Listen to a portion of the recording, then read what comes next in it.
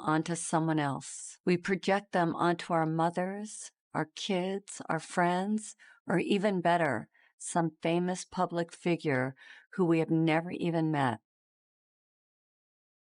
If I asked each of you what you love about these people, you would each have a different response. The people that you hate also represent some aspect of yourself that you don't own. Notice what you think and feel as you look at each of these people.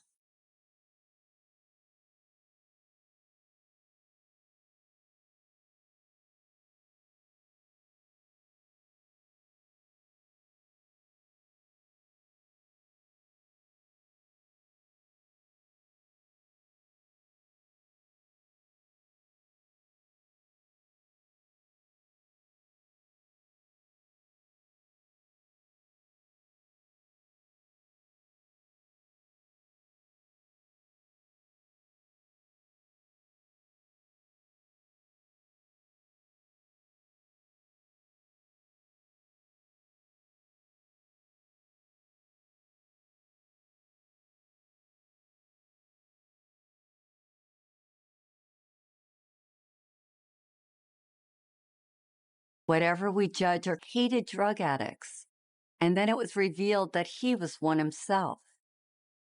Reverend Ted Haggard railed against homosexuals and was later caught in a drug and male prostitute scandal. A powerful example of projection at play is that of the ex-governor of New York, Eliot Spitzer. As a public official, Spitzer worked tirelessly to rid the streets of prostitution rings. Ultimately, he wound up getting busted for having a relationship with a call girl, which ruined his reputation and his political future. If we look at this through the eyes of the shadow, I would suggest that sometime long ago, probably as a young man, he had the impulse to sleep with a hooker. Since this wasn't politically or socially acceptable, he buried this impulse deep inside, only to be brought down by this very unconscious urge. It's fascinating to see that he tried to destroy the temptation in the outer world because unconsciously he knew that the real danger lurked in his inner world. This is why we want to deal with the shadow. The cost of ignoring a destructive pattern is that you're going to self-destruct. You will implode rather than explode.